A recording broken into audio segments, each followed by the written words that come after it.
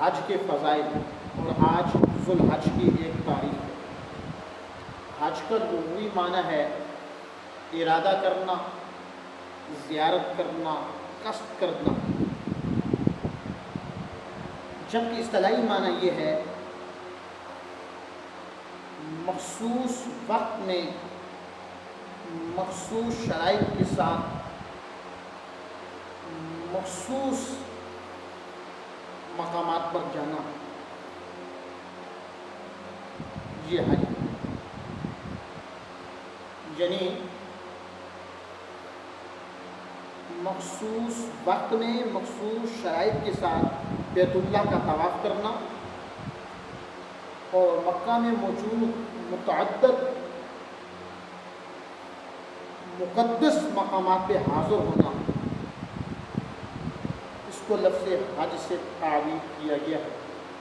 قرآن مجید فرقان حمید میں اللہ تعالیٰ نے ارشاد فرمایا وَلِلَّهِ عَلَى النَّاسِ حِجُّ الْبَيْتِ مَنِ اسْتَطَاعَ إِلَيْهِ سَبِيلًا، اور اللہ کے لیے لوگوں پر بیت اللہ کا حج فرض کر دیا گیا ہے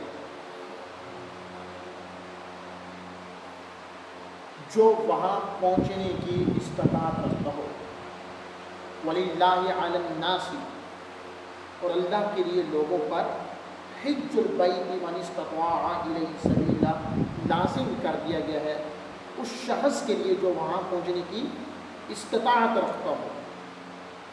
اور قرآن مجید فرقان حمید میں اللہ تعالیٰ نے دوسرے مقام پر ارشاد فرمایا وَأَذِّن فِي النَّاسِ بِالْحَجِّ، حج کا اعلان کرو بلند آواز سے۔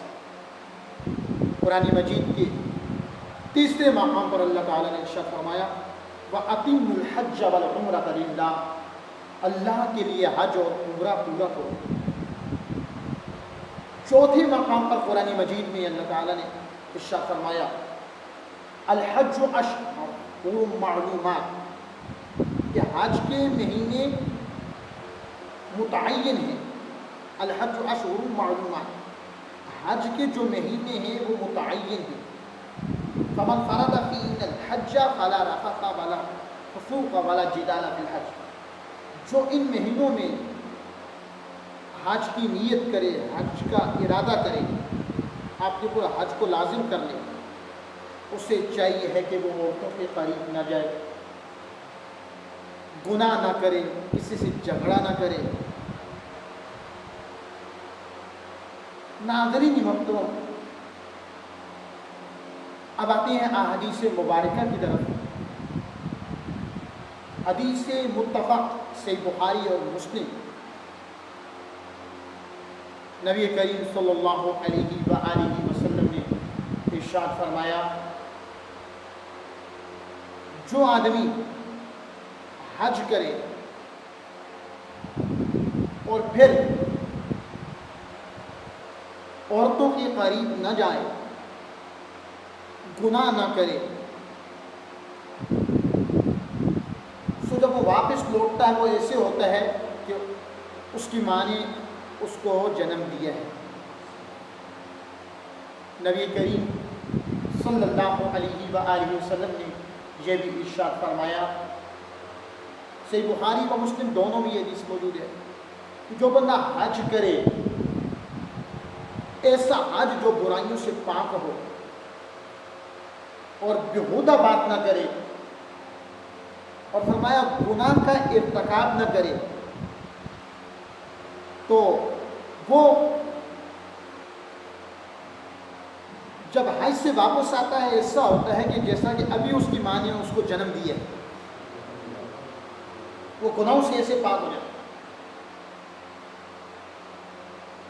آقا دو جان سید الانبیاء صلی اللہ علیہ وآلہ وسلم سے سوال کیا گیا کہ افضل اعمال کون سے ہیں، افضل اعمال کون سے ہیں؟ رحمت کونین صلی اللہ علیہ وآلہ وسلم نے ارشاد فرمایا اللہ اور اس کے رسول پر ایمان رکھنا، ایمان لانا۔ صحابی نے کہا پھر کون سا عمل افضل ہے؟ رسول اللہ صلی اللہ علیہ وآلہ وسلم نے فرمایا جہاد کرنا۔ صحابی نے کہا پھر کون سا عمل افضل ہے؟ نبی کریم صلی اللہ علیہ وسلم نے فرمایا حج مبرور کرنا، برائیوں سے پاک حج کرنا۔ ناظرین محترم، اللہ کے پیارے حبیب صلی اللہ علیہ وآلہ وسلم نے ارشاد فرمایا کہ حج اور عمرہ یکے بعد دیگرے کیا کرو، حج اور عمرہ یکے بعد دیگرے کیا کرو۔ حج اور عمرہ یکے بعد دیگرے کرنا فقر کو اور گناہوں کو مٹا دیتا ہے، فقر کو بھی مٹا دیتا ہے اور گناہوں کو بھی مٹا دیتا ہے۔ نیز آقا تو جہاں سید الانبیاء صلی اللہ علیہ وآلہ وسلم نے ارشاد فرمایا حج اور عمرہ یکے بعد دیگرے کیا کرو، یہ محتاجی کو ختم کرتا ہے اور گناہوں کو ختم کرتا ہے، اور یہ گناہوں کو ایسے مٹا دیتا ہے جیسے بٹی لوہے، سونے اور چاندی کے میل کچیل کو دور کر دیتا ہے۔ حج اور عمرہ یکے بعد دیگرے ایسے گناہوں کو دور کر دیتا ہے، گناہوں کو مٹا دیتا ہے، محتاجی کو دور کر دیتا ہے۔ ناظرین محترم، نبی کریم صلی اللہ علیہ وآلہ وسلم نے یہ بھی ارشاد فرمایا کہ کسی آدمی کے لیے فریضہ حج کی ادائیگی کے لیے، کسی آدمی کو فریضہ حج کی ادائیگی کے لیے کوئی ظاہری ضرورت نہ روکے، کوئی ظالم بادشاہ نہ روکے، مانی نہ ہو، کوئی مہلک مرض نہ روکے، اور وہ بندہ سائیں بھی استطاعت ہو اس کے باوجود وہ حج نہ کرے۔ فرمایا چاہے تو وہ یہودی مرے، چاہے تو وہ عیسائی مرے، اللہ کو اس کی کوئی پرواہ نہیں۔ فرمایا تین چیزیں ایسی ہیں اگر وہ تین چیزیں اس کو روک نہیں رہی، ایک کوئی ظاہری ضرورت، نمبر دو کسی ظالم بادشاہ کا روکنا، نمبر تین کسی موذی بیماری مہلک مرض کی وجہ سے رک جانا۔ یہ تینوں تو الگ بات ہے، اللہ چاہے تو معاف کر دے، یہ تینوں نہ ہوں استطاعت رکھنے کے باوجود رسول اللہ نے فرمایا کوئی حج نہیں کرتا، عمرہ نہیں کرتا، وہ چاہے تو یہودی مرے چاہے تو عیسائی مرے، اللہ کو اس کی کوئی پرواہ نہیں۔ ناظرین محترم، یہی نہیں، آقا دو جہاں سید الانبیاء صلی اللہ علیہ وآلہ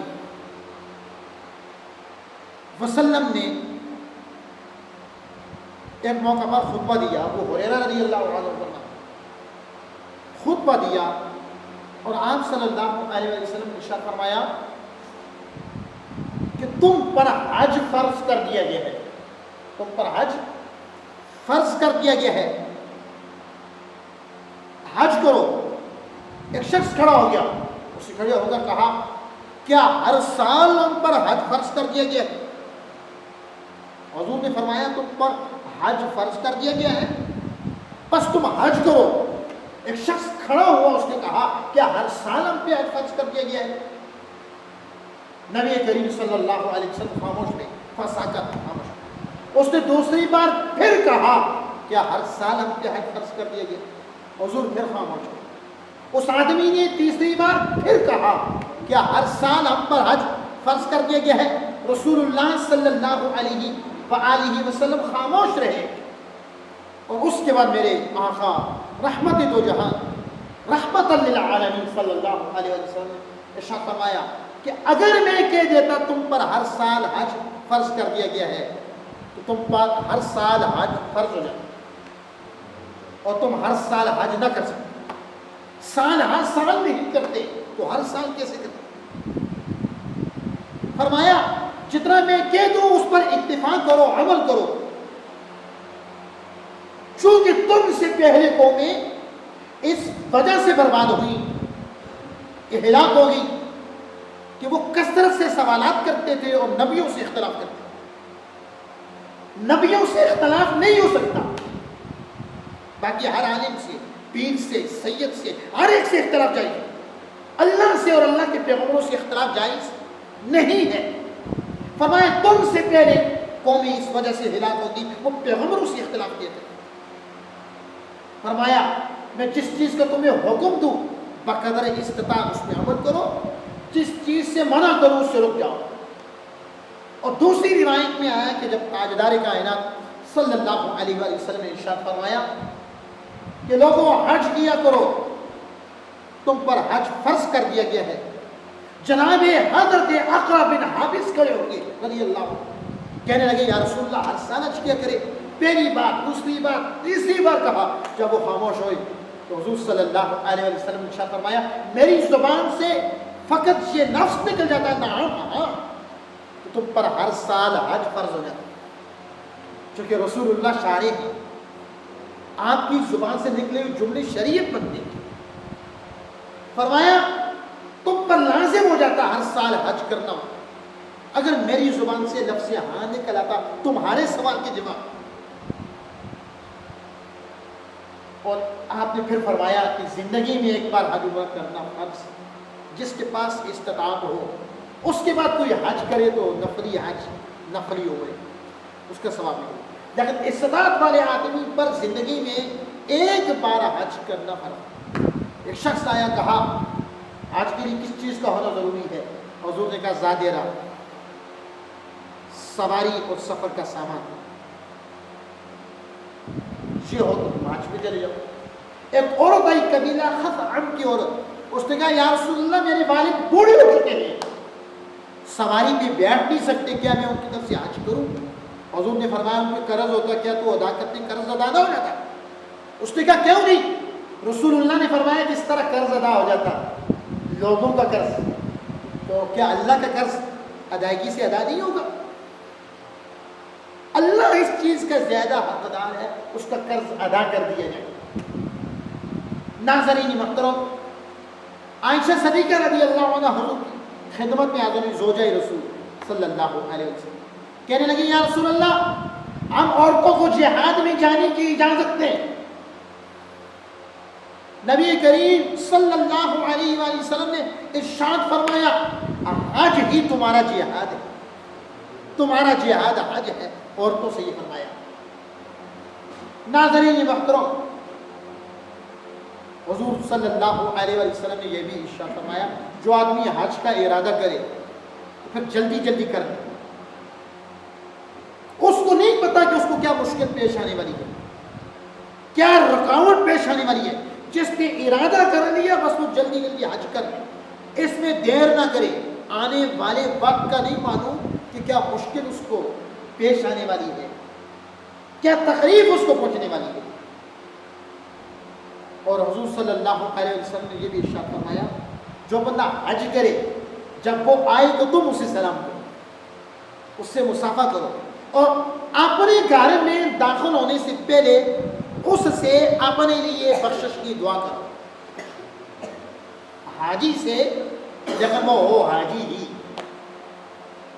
فرمایا حاجی سے اپنے لیے بخشش کی دعا کراؤ, اس لیے کہ حج کی وجہ سے اس کی سابقہ گناہ معاف ہوگی.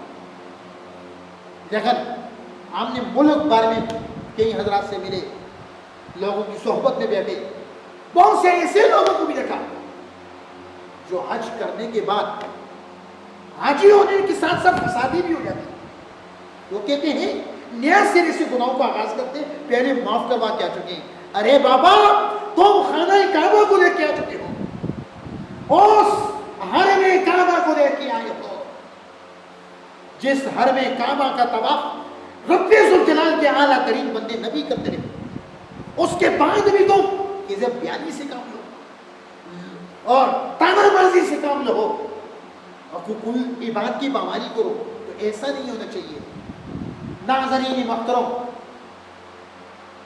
آج بھی جب لوگ جاتے ہیں تو وہاں سارے اکٹھے ہو کے کہہ رہے ہوتے ہیں لبیک اللہم لبیک.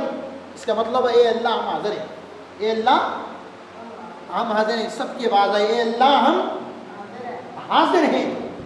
اللہ نے تو پکارا ہی نہیں تھا, بندے اللہ کو کہہ رہے ہم حاضر ہیں. ریکارڈ میں یہ بات کہہ رہا ہوں. اب اللہ نے نہیں پکارا تھا اس مقام پر, یہ کعبۃ اللہ حضرت ابراہیم نے بنایا، حضرت اسماعیل نے بنایا۔ جب کعبۃ اللہ کی تعمیر مکمل ہوگی، سیدنا ابراہیم علیہ السلام عرض کرنے لگے مولا تیرا گھر کعبۃ اللہ تعمیر ہو چکا ہے، اب میں کیا کروں؟ آواز آئی میرے ابراہیم اعلان کرو، لوگوں آؤ طواف کعبہ کرو، آؤ حج کرو۔ بولا اس زمانے میں لاؤڈ اسپیکر کہاں تھا، کہاں تھا ساؤنڈ سسٹم، کوئی الیکٹرونک میڈیا نہیں، کچھ بھی نہیں، لیکن اللہ کی طرف سے پیغام آ رہا ہے، ابراہیم اعلان کرو مولا یہ شرق تا غرب، شمال تا جنوب، مشرق تا مغرب، میری آواز کیسے پہنچے گی؟ اتنے سارے لوگوں تک میں اپنی آواز کیسے پہنچاؤں گا؟ اللہ نے کہا چھوڑو ابراہیم، اعلان کرنا تمہارا کام ہے، تمہاری آواز کو لوگوں کے کانوں تک پہنچانا ہمارا کام ہے، تم اپنا کام کرو، ہم اپنا کام کرو۔ سیدنا ابراہیم علیہ السلام جبل کوبیس میں کھڑے ہو گئے۔ ارے لوگوں، ابراہیم علیہ السلام نے اعلان کیا، کیا اعلان کیا؟ اعلان یہ کیا لوگوں آؤ حج کرو، آؤ طواف کعبہ کرو، آؤ کعبۃ اللہ کا طواف کرو۔ ابراہیم علیہ السلام کا یہ جو اعلان مقام جبل کوبیس پر ہوا، اس وقت جو لوگ شہر مکہ میں موجود تھے انہوں نے بھی سنا، مدینہ والوں نے بھی سنا، شام والوں نے بھی سنا، عراق والوں نے بھی سنا، بغداد والوں نے بھی سنا، دنیا بھر میں اطراف و اکناف تک، شرق تا غرب، شمال تا جنوب، مشرق تا مغرب جتنے لوگ تھے سب نے سنا۔ ارے ان روحوں نے بھی سنا جو روح ابھی تک دنیا میں آئی نہیں تھی، جو بچے ابھی تک دنیا میں آئے نہیں تھے، جن بچوں کی ولادتیں قیامت تک ہونی تھی، جن کی زندگی میں حج کرنا لکھا جا چکا تھا، انہوں نے بھی ابراہیم علیہ السلام کے اعلان کو سنا۔ نہ صرف انہوں نے سنا، ادھر مالائے اعلیٰ پر جو روح تھی انہوں نے بھی سنا۔ سو جس آدمی کی روح نے سن کے ابراہیم کے اعلان کے جواب میں کہا لبیک، جتنی بار اس نے لبیک کہا اتنی بار اس کو ہائی نصیب ہو جاتا ہے۔ تو یہ ابراہیم نے پکارا تھا لوگوں آؤ علیہ السلام کہ آؤ حج کرو۔ ہم لوگ جب وہاں جاتے ہیں تو کہتے ہیں لبیک اللہم لبیک، اے اللہ ہم حاضر ہیں، حاضر ہیں، حاضر ہیں، اے اللہ ہم حاضر ہیں۔ یہ پکارے ابراہیم کا جواب۔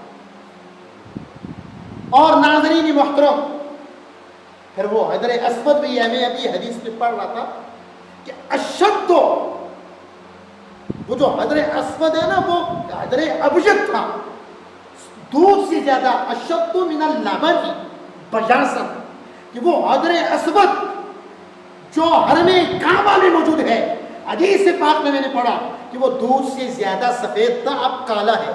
اسود کہتے ہیں بہت زیادہ کالی چیز کو، اور بجاس سفید چیز کو کہتے ہیں، وہ اب کالا ہے۔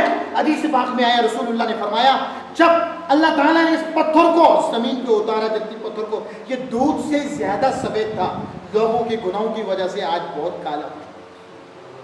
اور جو حجر اسود کو چومے گا، چونکہ حجر اسود کو مصطفیٰ نے چوما ہے، فرمایا قیامت کے دن اللہ تعالیٰ حجر اسود کو زبان بھی دے گا، دو ہونٹ بھی دے گا، دیکھنے والی آنکھیں بھی دے گا۔ حجر اسود اس شخص کی حق میں گواہی دے گا جس شخص نے اس کو چوما ہو، جس شخص نے اس کو چوما ہو۔